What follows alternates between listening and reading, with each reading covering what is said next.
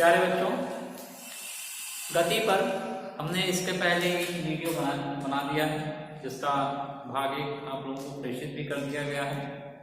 अब हम लोग उसके आगे भाग 2 में चल रहे हैं।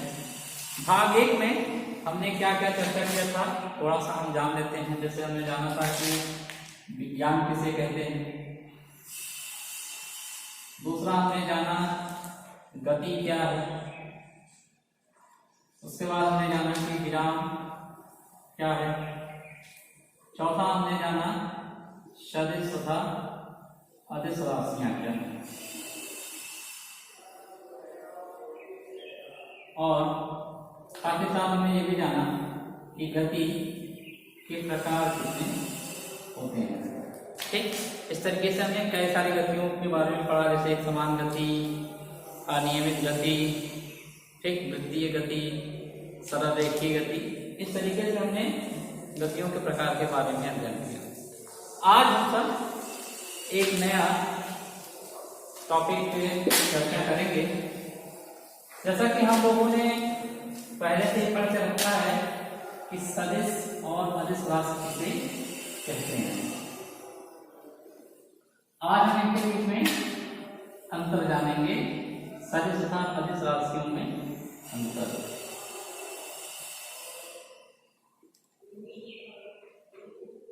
सदिश तथा अदिश राशि में अंतर। देखिए, सबसे पहले अगर हम अदिश राशि की चर्चा करें और फिर सदिश राशि, हमने बताया कि इसका सबसे बड़ा अंतर यह है कि अदिश राशि में केवल और केवल परिमाण की आवश्यकता होती है। ठीक, इसमें दिशा की आवश्यकता नहीं होती है, किंतु सदिश राशि में परिमाण की भी आवश्यकता होती है और दिशा की भी आवश्यकता होती है, यानी इसमें आपको दोनों चाहिए। ये इसका सबसे पहला डिफरेंस है इन दोनों में। दूसरा डिफरेंस ये है कि जो अदिश राशि है इसको हम लोग जोड़ सकते हैं, घटा सकते हैं, गुणा कर सकते हैं, भाग कर सकते हैं, कुछ भी, मतलब गणित में होने वाली जितनी भी संक्रिया है हम लोग उन सबका प्रयोग कर सकते हैं किसमें, अदिश राशि में। किंतु हम लोग सदिश राशि में जोड़, घटाना, गुणा या भाग नहीं कर सकते।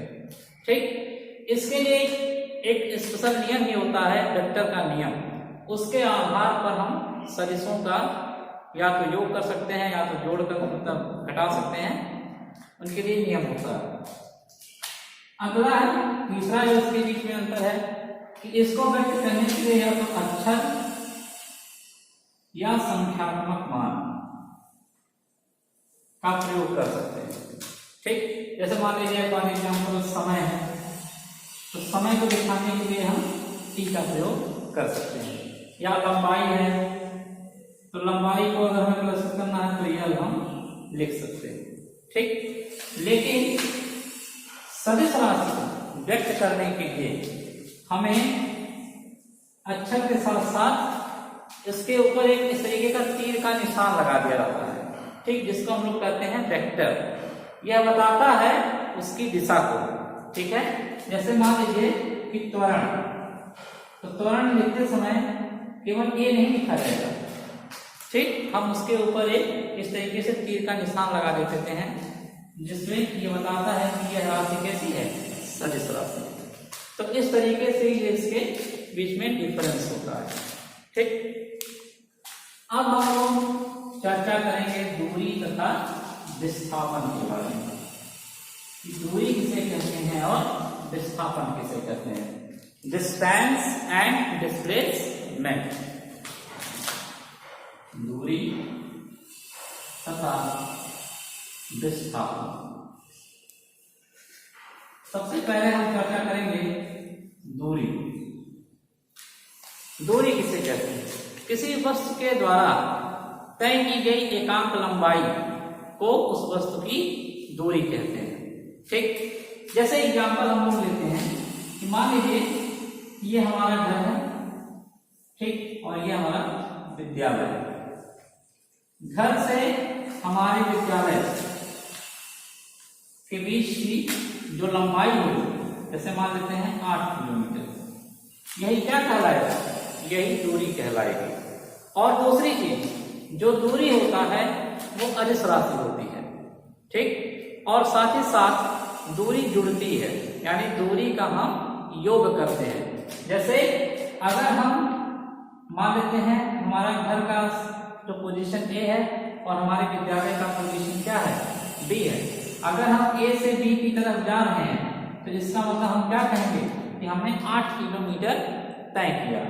लेकिन पुनः अगर बी से ए की तरफ आ रहे हैं तब तो हम पुनः कहेंगे कि हमने 8 किलोमीटर तय किया। लेकिन अगर हम पूछें कि हमारे द्वारा तय की गई कुल लंबाई कितनी हो जाएगी, तो हम बताएंगे कि ए से बी तक तय की गई लंबाई धन बी से ए तक तय की गई लंबाई। तो ए से बी तक की तय की गई लंबाई कितनी हो गई, 8 किलोमीटर, और बी से ए तक तय की गई लंबाई 8 किलोमीटर, यानी टोटल हमने कितना तय किया लंबाई, 16 किलोमीटर। यानी आपकी टोटल दूरी कितनी हो गई, 16 किलोमीटर, ठीक। दूरी का जो मात्रक होता है वो होता है मीटर, ठीक है। ये आप याद रखेंगे कि दूरी का मात्रक क्या होता है, मीटर होता है।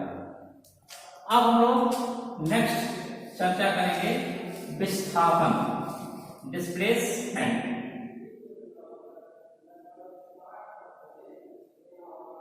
विस्थापन किसे कहते हैं बच्चों, एक निश्चित दिशा में किसी गतिमान वस्तु के द्वारा तय की गई जो उसकी अंतिम स्थिति और प्रारंभिक स्थितियों के बीच की जो न्यूनतम दूरी होती है वही विस्थापन कहलाती है, ठीक बच्चों।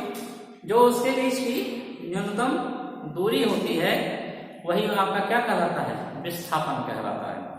बच्चों विस्थापन जो होता है वह एक सदिश राशि है, क्योंकि विस्थापन में केवल परिमाण की आवश्यकता नहीं होती। हमने परिभाषा में आपको शुरुआत में ही बता दिया कि किसी निश्चित दिशा में, किसी निश्चित दिशा में गतिमान वस्तु द्वारा, समझ गए नहीं, यानी किसी निश्चित दिशा में यदि कोई गतिमान वस्तु जो है जा रही है तो उसकी जो अंतिम स्थिति और प्रारंभिक स्थितियों के बीच का जो अंतर होता है उसको हम लोग क्या कहते हैं, विस्थापन। क्योंकि इसमें दिशा क्या है, निश्चित है, इसलिए हम लोग विस्थापन को क्या कहते हैं, सदिश राशि कहते हैं, क्योंकि इसे परिमाण के साथ साथ दिशा की भी आवश्यकता होती है। अगर हम मान लें कि दो बिंदु है ए और बी, और ए हमारा कौन सा बिंदु है, प्रारंभिक बिंदु है, और बी हमारा क्या है, अंतिम बिंदु है, ठीक। अब कोई भी गतिमान वस्तु होगा, अगर वो ए से चलना शुरू करेगा और बी तक जाएगा तो ए क्या होगा, उसका प्रारंभिक बिंदु होगा, और बी तक जा रहा है तो बी उसका क्या होगा, वो अंतिम बिंदु होगा। ऐसा हम मान सकते हैं। ऐसा नहीं है कि वो केवल ए से ही चलना प्रारंभ कर सकता है। अगर वो बी से चलना प्रारंभ करेगा तो जहां से वो चलना शुरू करता है उसे हम प्रारंभिक बिंदु कहते हैं, और जहां पर वो पहुंचता है उसे हम अंतिम बिंदु कहते हैं। तो अगर वो बी से चलना प्रारंभ करेगा तो बी उसका प्रारंभिक बिंदु हो जाएगा, और ए पर अगर जा रहा है तो ए उसका क्या हो जाएगा, अंतिम बिंदु हो जाएगा। इसलिए आप ध्यान रखेंगे, प्रारंभिक बिंदु और अंतिम बिंदु लेते समय आपको ये क्लियर करना होगा कि वस्तु चलना कहां से प्रारंभ कर रही है, यानी जहां से वो चलना प्रारंभ करेगी वो उसका प्रारंभिक बिंदु होगा, और जहां पर वो जा रही है वो उसका अंतिम बिंदु होगा। तो अगर हम मानते हैं फॉर एग्जांपल जो हमारी वस्तु है वो ए से बी की तरफ जा रही है, ठीक। तो मान लेते हैं कि प्रारंभिक बिंदु कितना है, x1, और अंतिम बिंदु कितना है, x2, ठीक है। तो इसके बीच का जो विस्थापन होगा वो डेल्टा x बराबर अंतिम बिंदु माइनस प्रारंभिक बिंदु, अंतिम बिंदु माइनस प्रारंभिक बिंदु। डेल्टा x आपका क्या है, विस्थापन है, और अगर अंतिम बिंदु हमारा x2 है और प्रारंभिक बिंदु हमारा x1 है तो डेल्टा x बराबर क्या होगा, x2 माइनस x1, ठीक बच्चों, अगर हम विस्थापन की बात करें, ठीक, तो विस्थापन जो होता है वो धनात्मक भी हो सकता है। ठीक है, विस्थापन आपका क्या हो सकता है? धनात्मक और ऋणात्मक तथा शून्य, यानी तीनों हो सकता है। ये चीज आप याद रखेंगे। किंतु जो हमारी दूरी होती है वो केवल और केवल क्या होती है? धनात्मक। अभी हम इसको उदाहरण के माध्यम से समझेंगे कि दूरी धनात्मक होती है, जबकि विस्थापन हमारा धनात्मक भी हो सकता है, ऋणात्मक भी हो सकता है और शून्य भी हो सकता है। तो सबसे पहले हम विस्थापन के कंडीशन को समझ लेते हैं कि कब वो धनात्मक होगा, कब वो ऋणात्मक होगा और कब वो शून्य होगा। अगर प्रारंभिक बिंदु यानी x1 और अंतिम बिंदु हमारा क्या है? x2, इसका मान अगर x1 बराबर x2 हो गया, यानी डेल्टा x बराबर हम लोग क्या जानते हैं? x2 minus x1। पहली कंडीशन हमारी ये है कि अगर x1 का मान x2 के बराबर हो जाए तो क्या होगा? x1 माइनस x1 बराबर क्या रहेगा? 0। यानी x1 बराबर x2 अगर होगा तो हमारा जो विस्थापन होगा वो क्या होगा? शून्य होगा। ठीक, दूसरी कंडीशन ये है यदि x2 का मान x1 से ज्यादा हो जाए, ठीक है, तो डेल्टा x यानी विस्थापन का मान क्या होगा? धनात्मक। ठीक है, और अगर x2 का मान x1 से कम हो जाएगा तो डेल्टा x का मान क्या हो जाएगा? ऋणात्मक। ठीक है, तो इस तरीके से हम लोग देख रहे हैं कि विस्थापन शून्य भी हो सकता है, धनात्मक भी हो सकता है और ऋणात्मक हो सकता है, जबकि दूरी हमारी केवल और केवल धनात्मक हो सकती है। अब इसको हम एक एग्जांपल के माध्यम से समझ सकते हैं कि कब कैसे दूरी धनात्मक हो रही है, कैसे हमारा विस्थापन ऋणात्मक, धनात्मक और शून्य तीनों हो रहा है। मान लीजिए कि हम अपने घर से अपने विद्यालय की तरफ आ रहे हैं। ठीक, अब हमने आपको बताया कि हमारे घर से मान लेते हैं कि हमारा ये प्रारंभिक बिंदु x1 है और ये हमारा अंतिम बिंदु क्या है? x2 है। ठीक, x1 और x2 के बीच की दूरी हम मान लेते हैं 1 किलोमीटर है। ठीक है, अगर हम आपसे दूरी की बात करें कि बताइए आप A से लेकर के B तक गए और पुनः B से लेकर के A तक आए, तो आप बड़ी आसानी से बता देंगे कि 8 किलोमीटर गए थे, फिर 8 किलोमीटर लौट कर आए, तो हमने टोटल कितनी दूरी तय की? 16 किलोमीटर।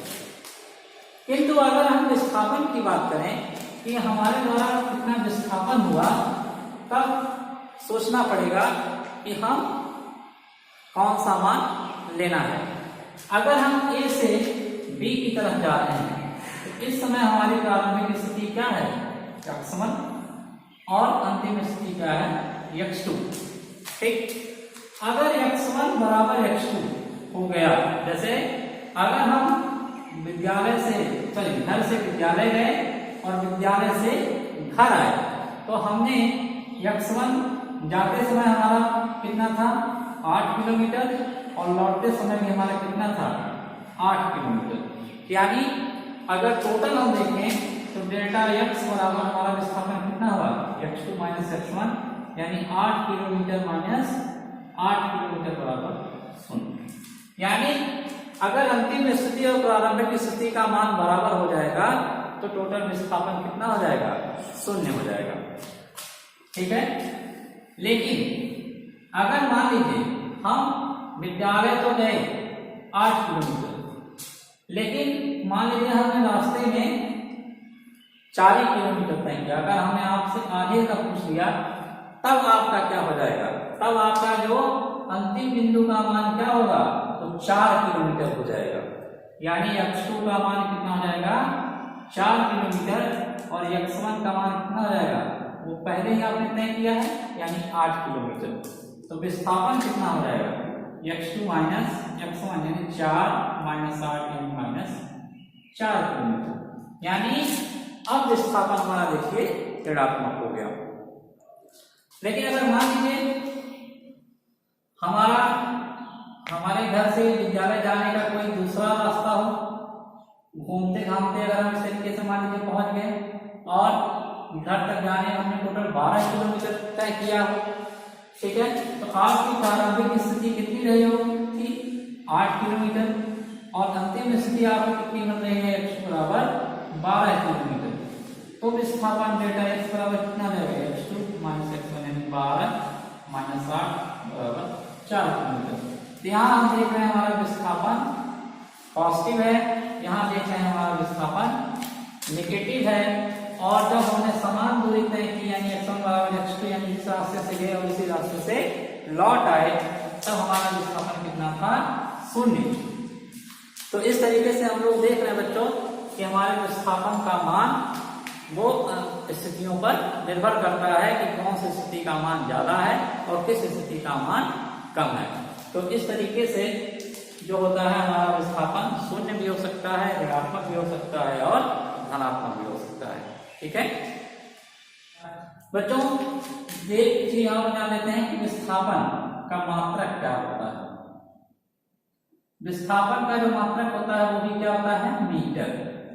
ठीक, हमने आपको परिभाषा में ही बता दिया कि जो दूरी होती है वो अदिश राशि होती है और जो विस्थापन होता है वो सदिश राशि होता है। ठीक, दूरी को व्यक्त करने के लिए हमें केवल और केवल परिमाण की ही आवश्यकता होती है और विस्थापन को व्यक्त करने के लिए परिमाण और दिशा दोनों की आवश्यकता होती है। दूरी जो होती है उसका योग होता है, जबकि विस्थापन जो होता है उसका योग भी हो सकता है, ऋण भी हो सकता है और शून्य, तीनों हो सकता है, क्योंकि इसका मात्रक दोनों का क्या होता है? समान होता है। उस दूरी का भी मात्रक मीटर होता है और विस्थापन का भी मात्रक मीटर होता है। धन्यवाद।